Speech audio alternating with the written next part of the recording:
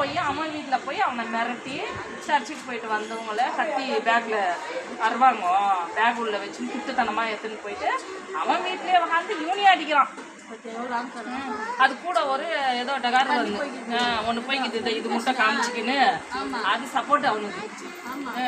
நீ ஆம்பளையா இருந்தா வெளியே வாடா, ஆம்பளையா இருந்தா வெளியே வாடா அப்படின்ட்டு அது எதிர்த்து போட்டு நல்லா அடிச்சு அவனை கத்தியில இது பண்ணி அவங்க அம்மாக்கு அடியா, அவங்க அப்பாவுக்கு அடி, அவனையும் அடிச்சுட்டு இருக்கிறாங்க.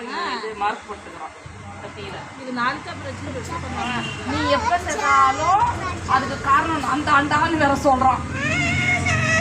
அந்த தடிமாடுக்கு ஒரு ஊசி போட்டாலே காலி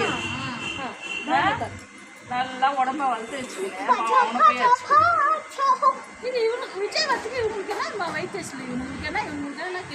சூத்து வாய் மூடி நின்றாலே போதண்டி. சாட்டைக்கிறானே சாட்டை துரும்புறங்க அவன் வாயாலேயே கெட்டவான்.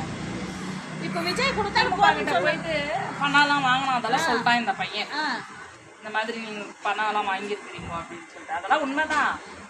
ஆனா இது அநேகமா இந்த பையனை போட்டு அடிச்சு தப்புதான். நாளைக்கு தான் தெரியும் விஜய் உக்காந்தா எவன் என்னென்ன பண்றானோ. சுத்தத்து கையில